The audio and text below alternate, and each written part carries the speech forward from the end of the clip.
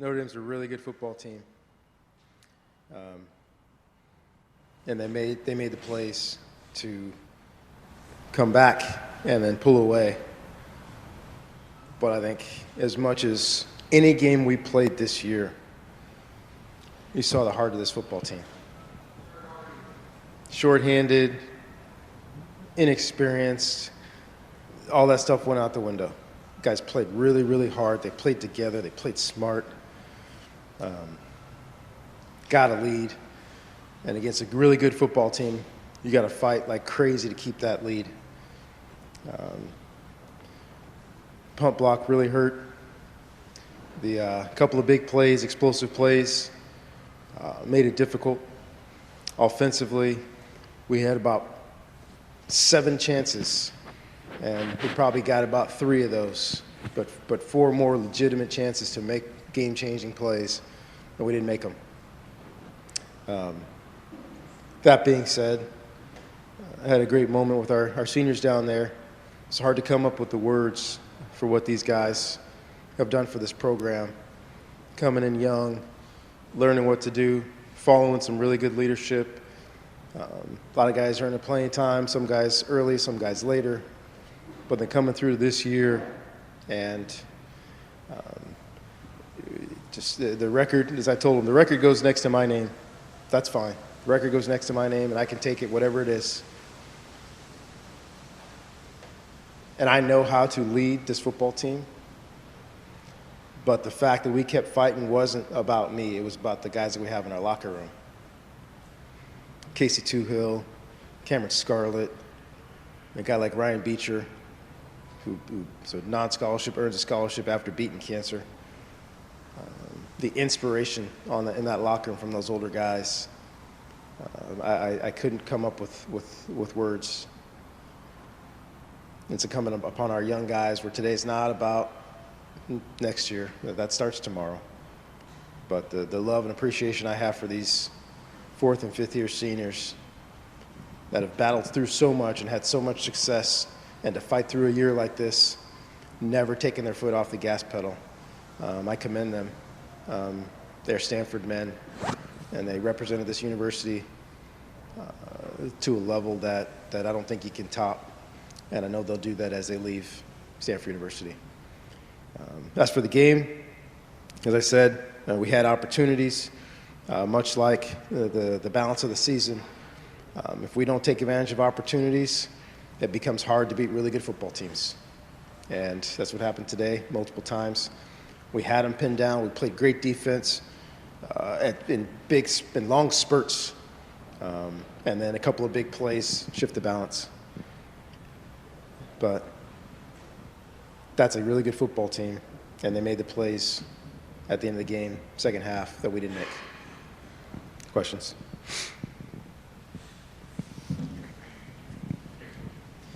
Coach, you mentioned that sequence from the punt block through the 40-yard pass where they took their first lead, especially against a good team like that. How hard is it to respond to a sequence of events like that? It's difficult to respond. But our guys did. They came back. They fought. But you gotta be exactly where you're supposed to be at all times against a team like this. Once again, came out, had the lead. They made a couple plays to come back, and then you got to respond and come back, and not just hold them off, but make some more plays.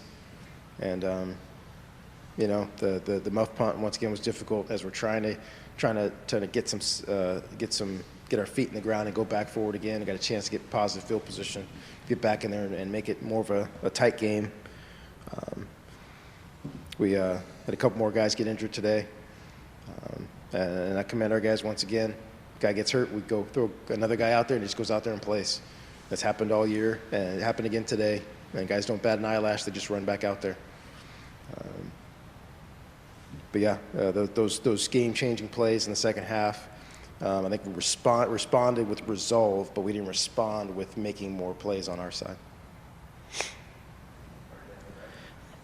It seemed like you guys had some really good stuff going on offense up until the punt block, and then things got a little difficult after that. What stood out to you about your side of things, and then maybe what Notre Dame did to make it tough for you from that point on? Well, they didn't stray away from what they were doing, and we didn't stray away from what we were doing. It became an execution game, and we had a couple of opportunities. And I'll just say it. We had a lot of conversations with the officials. There's some pass interference calls. There were some non-calls. There's a lot of contact out there on both sides. But those plays have a chance to change games. And we had some one-on-one opportunities, and trying to get. And the crew did a great job of communicating what they saw. But those were those opportunities that if we can get some separation to make some of those plays, the game changes. Next. I know you guys haven't used injuries as an excuse this year, but when you try to evaluate a season where you've had such a rash of injuries, how difficult is it to look at what happened this year when you're dealing with all that? That's a great question. Evaluating, I'd be shocked if we didn't have 3 first-team freshman All-Americans. What our punter did this year as a true freshman is unbelievable. What Caillou Kelly did this entire year as a true freshman is unbelievable. What Walter Rouse did starting game 2 at USC and playing the entire season at left tackle, and I want to say maybe gave up 2 sacks on the year. It's unreal. All right. So on that side, there's some things that were just outstanding. On the other side, which once again I'm responsible for the wins and losses, there are things that, regardless of injury, we had a chance to win more games. And that's what I have to go back and look at. Regardless of who's on the field, we have those opportunities to win games. It's about 5 games this year that came back in the second half that if we make a couple of plays, the scores are different. So once again, that's what we'll do in the offseason, myself and the coordinators in particular. The play before the block punt, Davis Mills with the scramble, very close on the spot. Was there any consideration, or how much consideration was given towards maybe having the officials take a second look at that spot? I was in communication with the official on the sidelines when they're in communication from the box, and when they say that it's confirmed, then basically taking a timeout to look at it is a waste of a timeout. Now, if they hadn't said it was confirmed, then yes, then I say I want to challenge it. But they're looking at it up there. We saw it on the booth. It was close. It was really close. It looked like his head was over the line, but I couldn't see where the ball was. So counting on our guys upstairs, and they couldn't really tell. They knew it was close. But once, stand next to the official, once he says, Coach, it's confirmed, then I'm not going to waste the timeout. Can you take us through the thought process of the last play of the first half when you punted instead of maybe taking a shot towards the end zone? Yeah. The average time for a play is 6 seconds. I believe there's 7 seconds on the clock. What I was not going to do is take a shot and then have 1 second left on the clock and let them take a shot if we don't get it. So that's where that was. There are plays that we have that we're supposed to try to take more than that, but those also count on taking a lot of time at the line of scrimmage or trying to take more time with the ball in the quarterback's hands. So that's why we didn't take a shot there. If there were less time, we would have.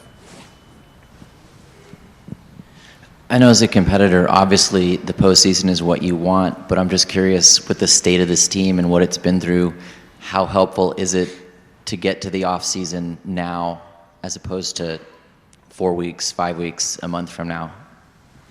Yeah, it's never preferable. We will utilize this time very well. We have essentially, after this game, about 30 guys that'll be rehabbing. About 20 plus of them are post-surgery rehabs. So that's a good time for those guys. But once again, with so many young guys playing, we have a lot of guys that don't need postseason surgery, but need to take about 3 weeks off. Because what's missing when you play a lot of freshmen, I want to say, gosh, I don't know how many freshmen we played. You guys probably know better than me. I think it was probably of our entire class, about 3/4 of them played. if not more than three-quarters, probably 80% of them played in games. Half of them played a lot in games. These guys are playing without an entire offseason. So as you look out there, when you got a true freshman going against a guy who's a junior, that guy has 2 more full off seasons of lifting and running than our freshmen that come in June and have about a month and a half to get ready for college football. So that process for those guys will start in the winter. But a lot of those guys have been holding up, thankfully, but they need about 3 weeks to get their bodies back so that we can actually attack winter quarter and really get back in conditioning. So as coaches, it's more time than we wanted, but it gives us a lot of time to do a lot of scheme evaluations. This team is going to change a little bit as we go from this year to next year with the guys that are leaving and the guys that are coming back. And as coaches, we have to prepare for that. There's things that we know that we want to do, things that we have to see. We got a handful of guys that have some really tough decisions to make. And over the next couple of weeks, I'm going to help guide those guys and see what's best for them. And then we'll know probably in about a month or so who's coming back, who's not, and we can really start to craft our plan for 2020. The camera a couple times during the game cut to KJ, who was still dialed into the game even though he wasn't playing. How much do you feel for his senior season? I know it didn't go the way he wanted to in coming back. Yeah, KJ and I had a conversation yesterday, and I just, told him that I love him. And, this entire year I've felt for him. The aspirations that he had were difficult when you can't attain those. You don't even have an opportunity to go after those. He's one of those guys. He got a tough decision to make. We'll see how it goes over the next couple of weeks. But one thing about KJ, you never question his heart. You saw him. He's over there talking to guys. He's seeing the protections. He's seeing the coverage changes. He's going to talking to Davis. I can't say enough about the involvement of our guys that were injured, but were able to stay around, and it's really easy to lose focus and drift off. I think it happens across the country, and it's really hard to get those guys back in because they're competitors and they're not having a chance to compete. But I commend these guys, both for staying involved, staying connected to their teammates, and at the same time, really putting a lot of work in to try to get healthy, to stay in shape. And KJ was hoping for a bowl game, just trying to hopefully get a chance to go back in and play because the young man just wants to play football. So felt for him, but I commend him and his family on how he's handled this very, very difficult situation. Hey, Coach, when you were up 17-7, what had your defense been doing right to contain Ian Book and Notre Dame? Well, there's 2 big things. It's not a secret. Number 1, don't let him out. Keep him in the pocket. Now, he can still hurt you from the pocket. He's got a quick release. He's got great feet. He's got a strong arm. But he hurts you more outside the pocket.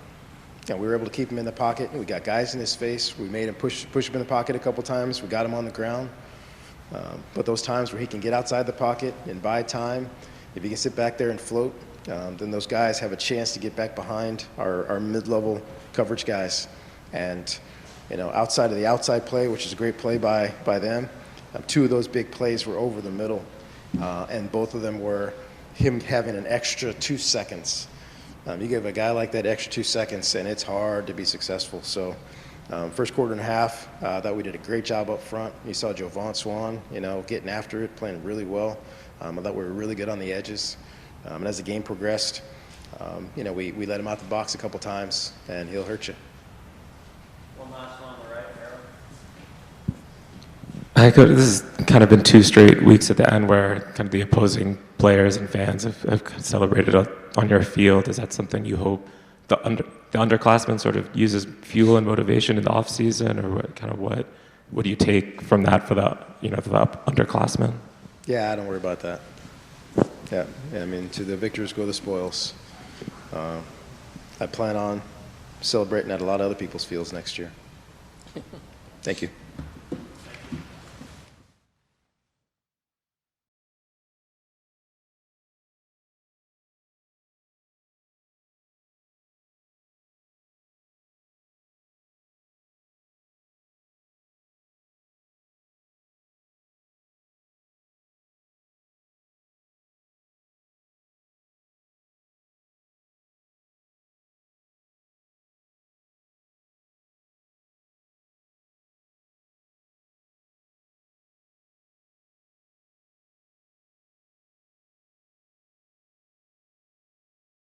Sure. I mean, tough year. We obviously pretty evidently didn't play to our standard, and that's always tough. I mean, this is my last year, but I mean, I'll remember that, and I'll always have that sense of accountability for the success that we didn't have. But in terms of how I look at it too, I mean, I have to take the big picture with it because this was my last game at Stanford, and I've had just an incredible time here. I mean, I've loved every minute of it. I was so happy that I got to come back and try to lead this team, and it's not always the easiest task to try to lead when things are hard.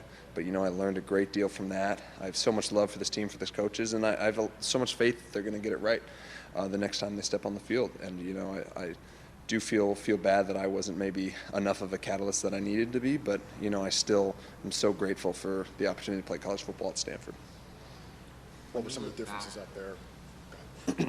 When you look back at kind of the whole year and the difficulties of just having a spring ball the way you'd want to have a spring ball, having a training camp the way you'd want to have a training camp, how much of all of that went into what ended up happening in 2019? The problem with that line of thinking is it's just kind of excuse driven. I mean, if I was to sit here and say, oh, we didn't get enough reps, that's why we lost, or we didn't do this, we didn't do that. I mean, our strength coach leaving, things like that. It weakens the character. I mean, we really just at the end of the day it was on us, and we weren't up to the task. And that's, I mean, in life it's hard. We always look for these explanations for things, right? We want to explain complex phenomena with simple solutions or simple answers, but it's not simple. I mean, it's just there were a lot of things in our own play that just weren't right, and that's what needs to get corrected. And I have full faith that they will correct that. And I mean, I wish I could have. I mean, I didn't play my best at plenty of times, and I look back on that, and that makes me sad. But I'm still proud of how this team was able to fight, even though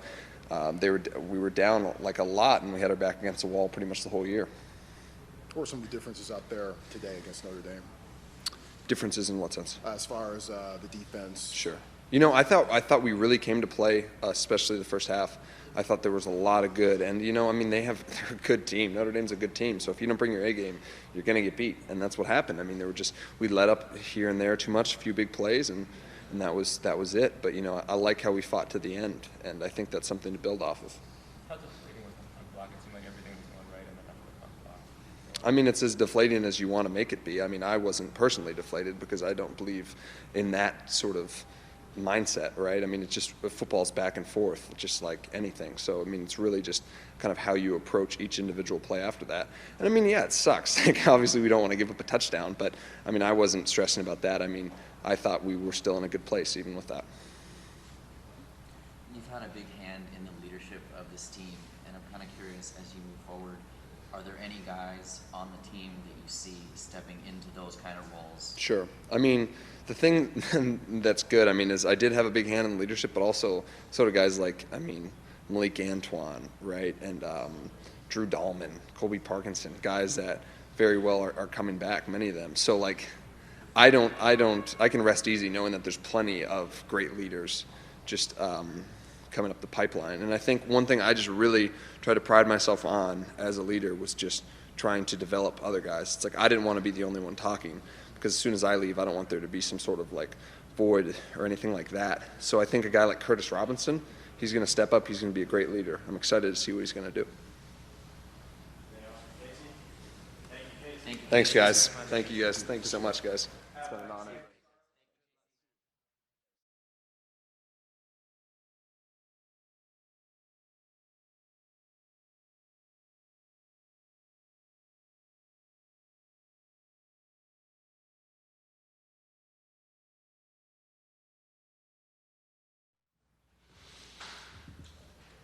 We asked Coach about the start of the game on offense for you guys, and it seems like a lot was working, and then after the punt block, it got a lot tougher for you guys. What changed from your point of view?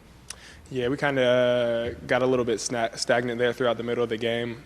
We had a couple tough first and second downs that put us behind the sticks, and then put us into some long third and longs, and had some unfortunate calls, but obviously can't complain about those. But yeah, we kind of just got stagnant, kind of shoot ourselves in the foot, getting third and long, but we're all right, finished strong.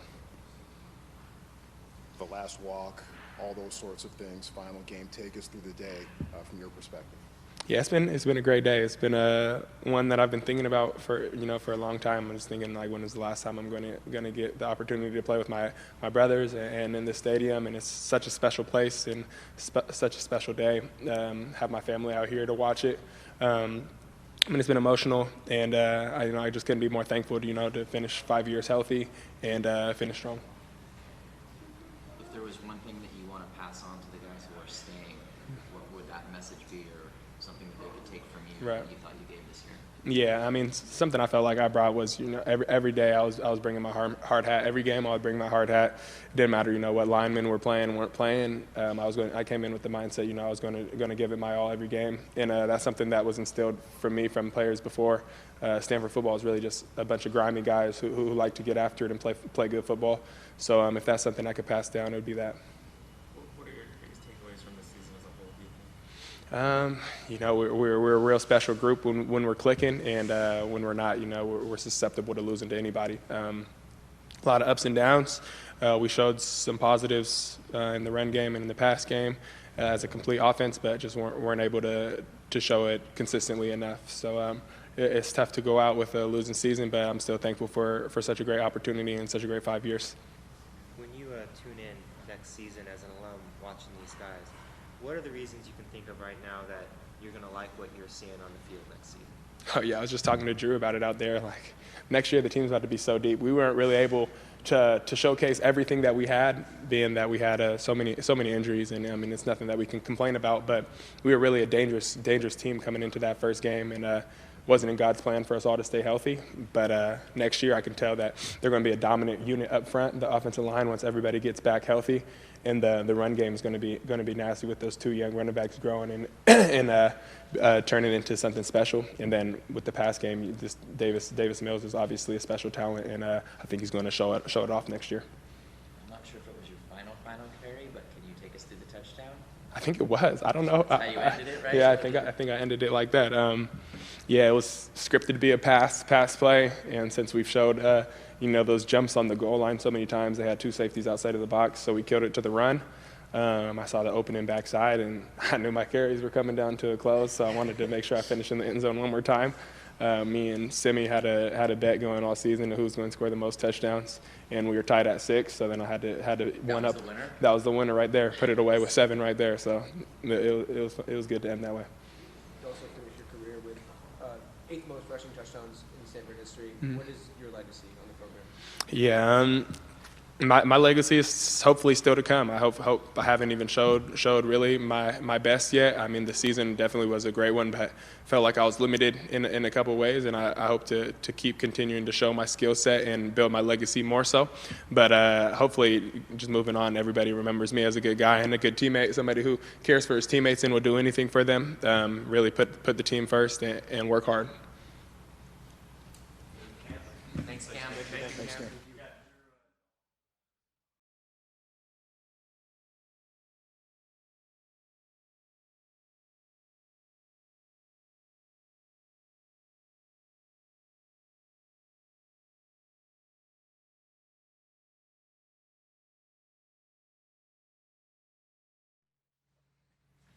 How's it going? Am I holding up? You on that? Drew, Cam was just saying how he was talking to you already about next season, and his expectations being really high for what you guys are going to be able to do. Obviously, this game is still fresh, but what does it say to kind of already be thinking about the positives of what you guys can accomplish together next season? Yeah, I think there's evidence of it all throughout the season. We've had our fair share of hardships and struggles, and we've kept battling back. And next guy up, we've been battling. So I think it's kind of along that same theme. Like with game ends, we're obviously not happy with the outcome. We're not happy with the outcome of the season, but we're always looking for the next opportunity to kind of improve and keep pushing and get back to where we want to be. And I think it's a testament to a lot of the guys and the work ethic of that. So I think we're just trying to get back on track. Can you talk about what the young offensive linemen showed you over the course of this season and kind of your projection for them moving forward? Mm-hmm. Yeah, I couldn't be more proud of them. I don't think a lot of people know the mental aspect of the game alone to kind of get yourself up to speed so you can play in a game like this as an offensive lineman. So super proud of them for stepping up and learning on their own as well as with us. And then they got better every single week. It was awesome to play next to those guys, get them going in the right direction, and they just did things right. And they continued to do it well and continued to dominate throughout the year. So I super bright futures for all of them. Couldn't be more proud to play next to them. And we're going to get an off-season in them, get them working hard, and kind of see where it goes. Yeah, what's on your plate this upcoming off-season? Yeah, I mean, ton of room for improvement for me, both in the run game and pass protection. And a challenge for myself is to develop more as a leader and develop more of a voice and kind of get everybody going in the right direction. So for me, I'm not sure there's anything I'm satisfied with, so I can't really limit it to a couple things that I want to fix, but I'm going to get better at everything that I do and keep working and rely on my teammates to push me and push them, and we're going to get better. When you think of the Davis that was in the huddle at the USC game and the guy who played today, where did you see the most growth, maybe in ways that we wouldn't see just watching him play the games? Yeah, I mean, Davis has been as cool as can be for all the games. So if you took a snapshot of the huddle against USC versus today, I'm not sure you'd see that much of a difference. He's always been a guy that's been comfortable, that's confident in his abilities. So any of that kind of validation and confidence is kind of coming from everybody else seeing what he can do. But I think he's always known what kind of guy he is, and we've always known what he's capable of. So we're always ready to play for him and play for whoever's playing quarterback, and he's been absolutely awesome this season. It's been great to block for him, great to be with a playmaker like that, so really enjoyed it. Thanks, Drew. Yeah, thank you guys.